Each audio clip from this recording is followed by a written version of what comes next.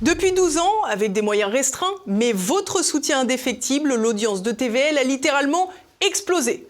Avec près d'1 million d'abonnés uniquement sur notre chaîne YouTube principale, notre force de frappe inquiète désormais le pouvoir. Nos analyses sans concession ni caricature dérangent. Lors de la crise sanitaire, nous n'avons eu de cesse de nous élever contre la coercition d'État. Depuis 2022, nous dénonçons cette escalade guerrière d'Emmanuel Macron et ses amis néocons sur le conflit en Ukraine qui pourrait nous conduire jusqu'à un affrontement direct avec la Russie. TVL propose une voie unique, une voie indépendante et sans allégeance. Ce refus des caricatures, des facilités ou des outrances nous place de fait dans la ligne de mire du pouvoir. Ils ont peur de notre montée en puissance. Alors, après les opérations de censure, après les bannissements des plateformes, eh bien, le pouvoir politique a maintenant décidé de fermer nos comptes bancaires. Mais alors, je peux vous le dire, cette nouvelle opération de déstabilisation politique n'aura pas plus de succès que les précédentes. À TVL, on a le cuir épais. On ne se laissera pas abattre. Nous avons déjà accompli les démarches nécessaires et trouvé une solution. Et dès à présent, vous pouvez refaire un don à TVL de façon sûre et sécurisée. Mais évidemment, ces nuisances ont un coût. Celui du temps qu'elles mobilisent, des efforts qu'elles concentrent, des attentions qu'elles redirigent. Et entre nous, je pense que c'est leur but. Ils veulent nous écarter de notre mission première, celle qui les effraie tant, vous informer librement. Alors, c'est à vous de continuer de soutenir TVL, votre média indépendant qui sait piquer au vif le pouvoir. Aidez-nous et donnez-nous les moyens de poursuivre l'aventure et l'accélérer. Je compte sur vous.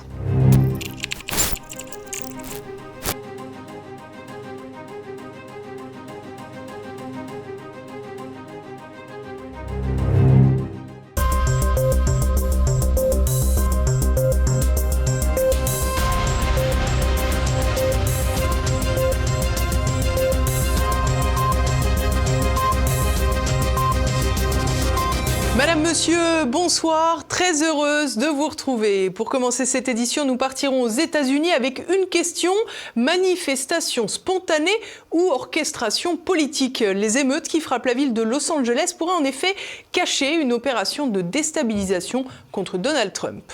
En Ukraine, Volodymyr Zelensky doit faire face à une nouvelle difficulté de taille, le retour des soldats morts au front. Et puis nous reviendrons en France pour évoquer l'attaque mortelle dans un collège en Haute-Marne. L'ensauvagement s'étend donc face aux autorités désemparées.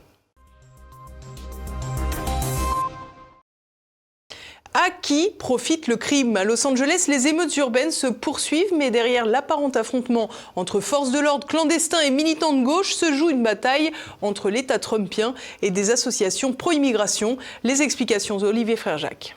Je n'appellerais pas cela une insurrection, mais cela aurait pu mener à une insurrection. Je veux dire que c'était très grave. Beaucoup de mal a été fait la nuit dernière. J'ai suivi cela de très près. La garde nationale a fait un travail incroyable. Et, soit dit en passant, la police a également travaillé très dur. Et vous savez, la police a pour consigne d'être politiquement correcte. J'ai dit non, vous n'avez pas à être politiquement correct. Un rapport de force entre police et émeutiers. Le président américain Donald Trump fait face à une vague de protestations en Californie, dans le bastion de gauche de Los Angeles. Depuis le vendredi 6 juin, la ville de l'ouest des États-Unis est en proie à des violences de clandestins et de militants d'extrême gauche qui affrontent tantôt les forces de police et puis tantôt des magasins. Selon le narratif médiatique majoritaire, ces manifestations violentes s'expliquent par une riposte spontanée en réaction aux raids musclés de la police de l'immigration qui expulse des sans-papiers. Pourtant, leur organisation, leur ampleur et leur logistique soulèvent des questions sur le caractère véritablement spontané. Qui orchestre ces rassemblements, qui les finance et surtout qui a intérêt à ce que le chaos s'installe dans la deuxième ville des États-Unis ? Dans les rues de Los Angeles, les pancartes brandies, les slogans scandés et les équipements distribués, comme des masques à gaz, trahissent une préparation qui dépasse la simple indignation populaire. Des associations de défense des droits des migrants, telles que la Coalition for Human Immigrant Rights, la CHIRLA, ou le Clean Car Wash Worker Center, jouent un rôle central. La CHIRLA vit sous perfusion de subventions étatiques, en l'occurrence de l'État de Californie. En 2023, elle a généré environ 45 millions de dollars de dons, dont environ 34 millions provenant de subventions gouvernementales, principalement de l'État de Californie. Le Clean Car Wash Worker Center, de son côté, est une organisation à but non lucratif basée à Los Angeles, fondée en 2007, qui se consacre à l'amélioration des conditions de travail des employés de l'industrie des lave-autos, notamment ceux des travailleurs immigrés. Comme Shirla, le Clean Car Wash Center fait partie de la même coalition communautaire dans le cadre de la Clean Car Wash Campaign, aux côtés d'autres groupes comme le National Immigration Law Center, NILC, et l'ACLU, qui vise la défense des migrants. Ces organisations mobilisent rapidement des foules et coordonnent des actions dans des lieux stratégiques comme Grand Park ou les parkings de Home Depot. Comme souvent dans ces émeutes urbaines, une petite partie de la ville est exposée, mais les images impressionnantes permettent de faire la promotion de l'idée défendue. Ici, la défense des migrants et l'opposition au président. Derrière ces associations, d'autres acteurs moins visibles pourraient tirer les ficelles ou en tout cas tirer profit du chaos. En revanche, les politiques locaux sont ici très visibles et peuvent se servir de ces événements comme d'un tremplin politique tout en servant des intérêts financiers et idéologiques qui parfois les dépassent. Le maire démocrate de Los Angeles, Karen Bass, et ses équipes se placent ainsi en opposant à Donald Trump en jouant sur la corde sensible tout en détournant l'attention des échecs locaux en matière de gestion migratoire. Vendredi, des agents de l'ICE en tenue tactique ont fait une descente dans cet entrepôt et ont emmené de force 14 membres de notre communauté bien-aimée, des pères, des fils, des oncles et des frères. Cela ne devrait pas se produire dans notre ville. Ce n'est pas justifié. La seule chose que cela fait, c'est contribuer au chaos. Un chaos qui a commencé à Washington. Jeudi, la ville était paisible. Vendredi, ce n'était pas le cas à cause de l'intervention du gouvernement fédéral. Autre personnalité politique qui émerge du chaos, Gavin Newsom, qui se rêve déjà en champion des démocrates pour 2028. Les affrontements, parfois violents, avec des actes de vandalisme et des attaques contre les forces de police, polarisent davantage une société déjà complètement fracturée. Les masques à gaz distribués lors des heurts ne sont pas des objets anodins. Leur présence indique une anticipation d'escalade violente qui peut être orchestrée par des groupes qui pourraient vouloir transformer la protestation en émeute, sans qu'une structure ne semble pour l'heure à la manœuvre.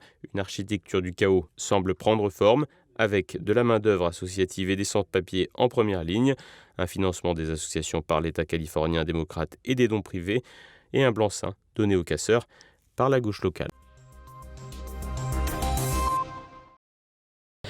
Un nouveau front pour la guerre en Ukraine, alors que les négociations passées ont abouti à la libération de prisonniers russes et ukrainiens, mais aussi à la restitution des corps des soldats tombés sur le front.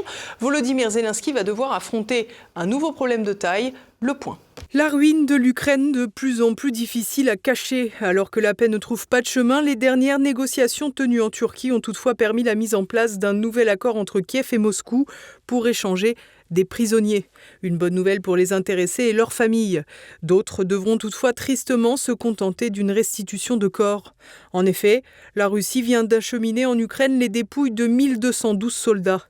Un geste certes salutaire, là encore, pour les familles restées dans l'incertitude quant au sort de leurs proches, arrachés à leur foyer pour faire la guerre.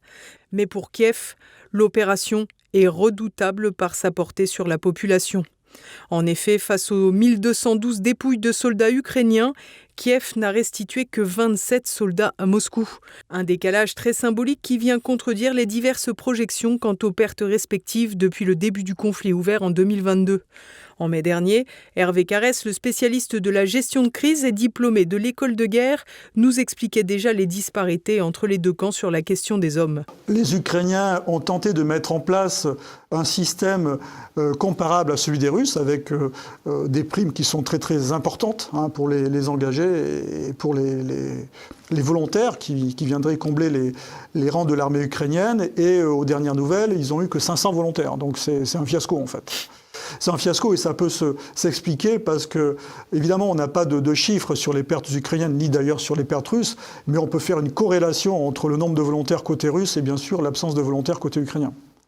Oui, donc on a le sentiment que les pertes évidemment ukrainiennes sont bien plus importantes que les pertes russes. De toute façon, statistiquement, du fait de la suprématie des feux russes, notamment en termes d'artillerie, alors je ne parle pas des drones puisqu'il y a quasiment équivalence des deux côtés en termes de capacité de drones, je parle des petits drones FPV, mais la capacité des feux air-sol et sol-sol russes est tellement supérieure à celle des Ukrainiens que les pertes ukrainiennes sont probablement très très supérieures à celles des Russes. Je parle des pertes, des blessés et des morts. De quoi sacrément ébranler le mythe du soldat russe utilisé comme chair à canon. Mais un autre aspect beaucoup plus concret va également venir affaiblir le pouvoir de Volodymyr Zelensky, la question financière. En effet, chaque famille de soldats morts au front reçoit des indemnités. Une perspective que Volodymyr Zelensky n'a d'ailleurs pas hésité à mettre en avant pour convaincre les hommes hésitants à prendre les armes. Il n'en reste pas moins que l'hécatombe sur le front représente pour Kiev, en plus d'importantes pertes démographiques en hommes, une somme d'indemnités à verser pharaonique. Dans ce cadre, l'Ukraine avait tout intérêt à maintenir un flou sur le sort de ses combattants. Toujours est-il que pour la seule arrivée des 1212 soldats ukrainiens ce mercredi, Kiev est susceptible de devoir débourser plus de 550 millions de dollars aux familles. La Russie est évidemment bien consciente de la pression financière que constitue ce renvoi des corps. Une partie est d'ailleurs nommément identifiée afin de faciliter les démarches après le voyage. Moscou a d'ailleurs fait savoir qu'elle pouvait restituer à ce jour un total de 6000 dépouilles au moins, soit environ 3 milliards de dollars à débloquer par Kiev à destination des familles.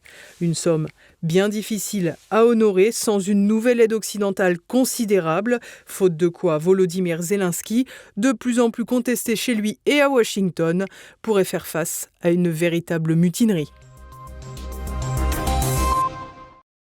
Nouveau carnage dans une petite école à Nogent, une commune rurale de Haute-Marne. Un collégien de 14 ans a poignardé mortellement une surveillante. Un énième épisode d'ensauvagement dans lequel l'exécutif se noie, faute de solution.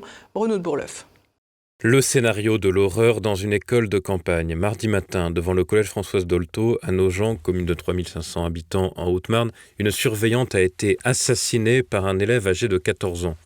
Devant l'établissement scolaire, les gendarmes effectuaient un contrôle des sacs des élèves, opération ayant lieu fréquemment depuis le mois de mars, et la bagarre ayant provoqué la mort d'un adolescent de 17 ans devant un lycée en Essonne. Pendant ce contrôle mardi, vers 8h du matin, gendarmes et élèves ont alors vu à quelques mètres une surveillante poursuivie par un élève armé d'un couteau, esquivant ses coups avant d'être grièvement blessé. Le collégien a été arrêté, placé en garde à vue. La victime a été prise en charge sur place par le SAMU. Elle est morte de ses blessures en fin de matinée. Âgée de 31 ans, Mélanie travaillait comme surveillante depuis le mois de septembre.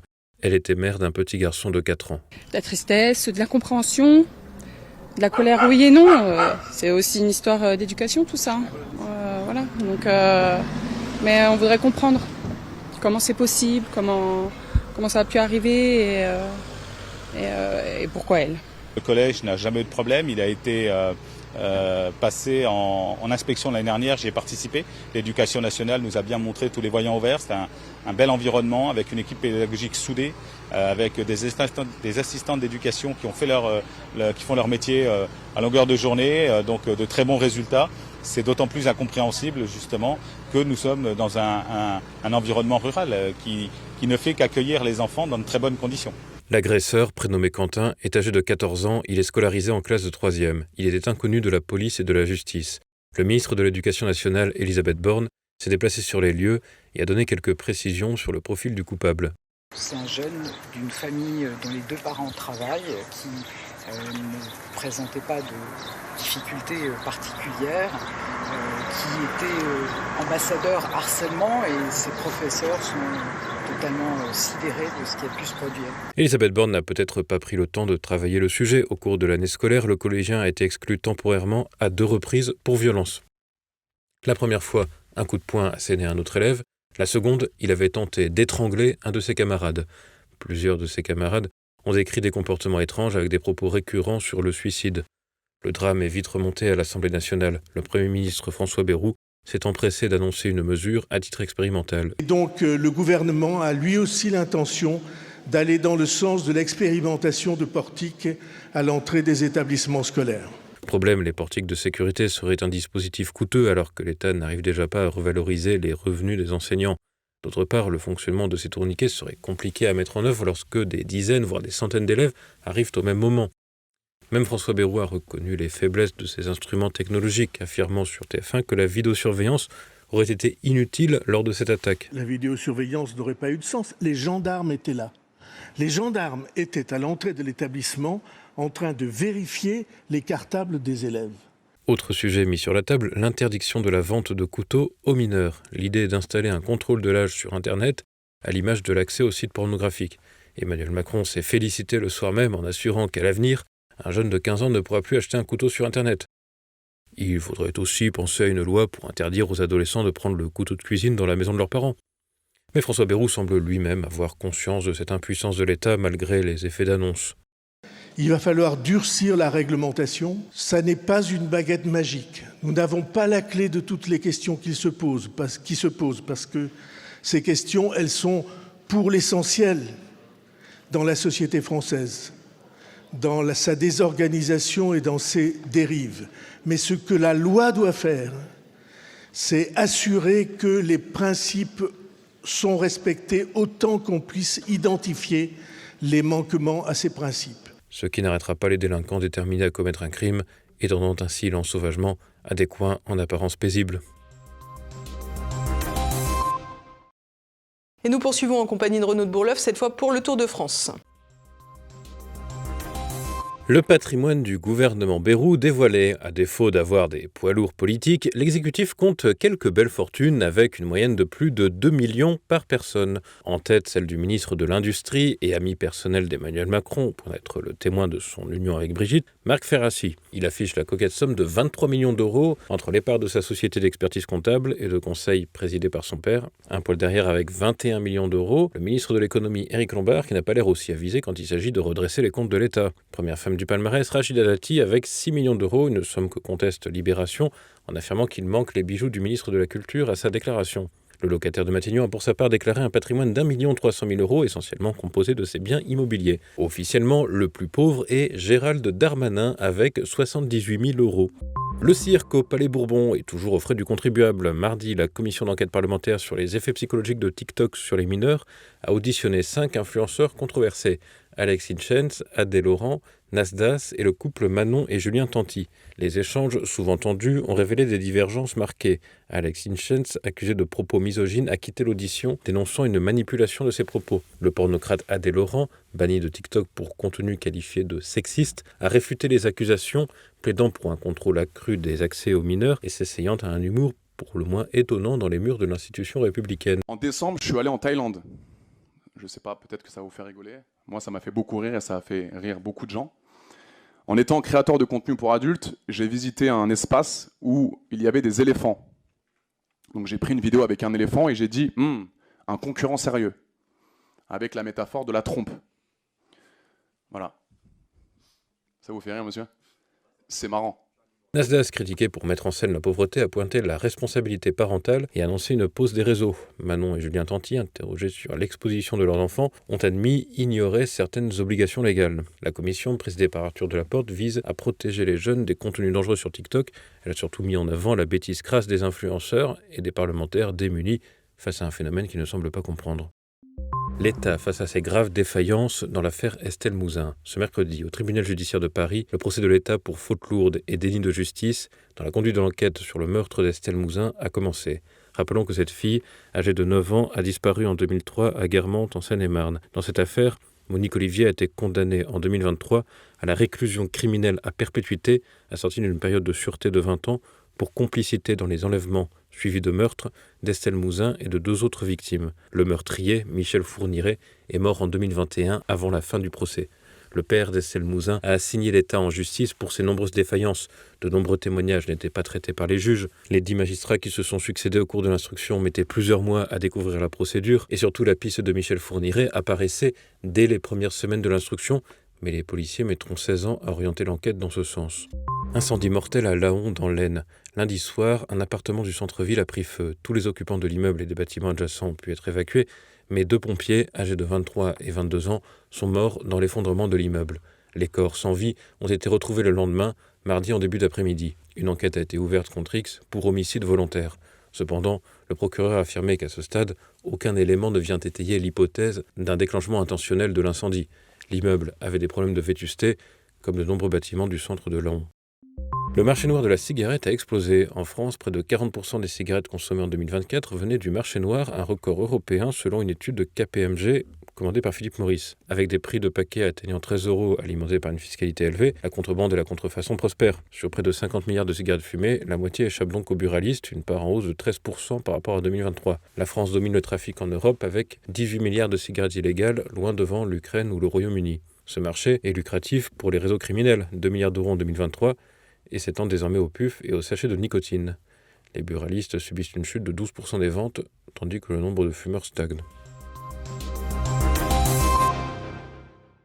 Et nous continuons avec l'actualité internationale. Le cash, c'est la liberté. Les élus fédéraux suisses se sont accordés à l'unanimité pour constitutionnaliser l'argent liquide et garantir le franc suisse comme seule monnaie nationale. C'est le résultat d'un contre-projet direct précisant l'initiative du « Oui à une monnaie suisse libre et indépendante sous forme de pièces ou de billets » déposé en 2023 par le mouvement suisse pour la liberté MSL, signé par 137 000 personnes. Rappelons que la démocratie suisse permet en effet des initiatives citoyennes. L'inquiétude grandissait dans le pays alors que l'utilisation du cash a baissé de 70 à 30% des transactions en magasin. Le contre-projet sera soumis au vote du peuple et des cantons en même temps que l'initiative populaire originale. Des compétitions féminines réservées aux femmes. Et c'est une militante LGBT qui le demande aux États-Unis. L'ancienne championne de tennis Martina Navratilova a affirmé que les femmes transgenres, entendez par là les hommes déclarant être des femmes, ne devraient pas participer aux compétitions sportives féminines. Martina Navratilova est considérée depuis les années 80 comme une militante homosexuelle. Elle est mariée à une femme et elles élèvent ensemble une fille, ce qui n'a pas empêché l'association LGBT Athlète Ali de la qualifier d'homophobe. Martina Navratilova invoque comme argument l'équité, mais aussi l'inconfort de nombreuses femmes à devoir partager les vestiaires avec des hommes. Elle déplore qu'aux États-Unis, les républicains soient les seuls à s'emparer de cette question, alors que l'ensemble de la société américaine partagerait cette ligne. 67% des électeurs démocrates et 64% des indépendants ne se réclamant d'aucun parti désapprouvent la présence de personnes dites transgenres dans le sport féminin.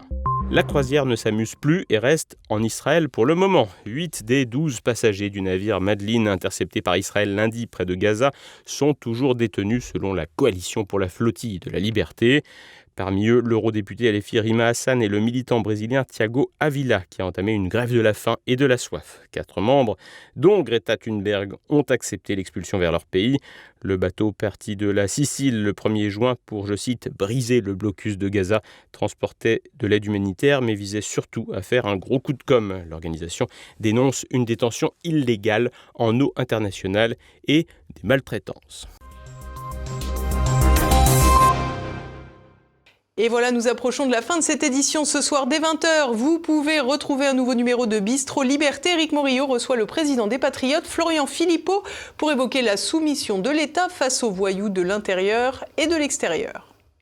Et moi, je suis très gaulliste, si vous voulez. Donc moi, je soutiens depuis le départ et depuis longtemps une solution à 2 États.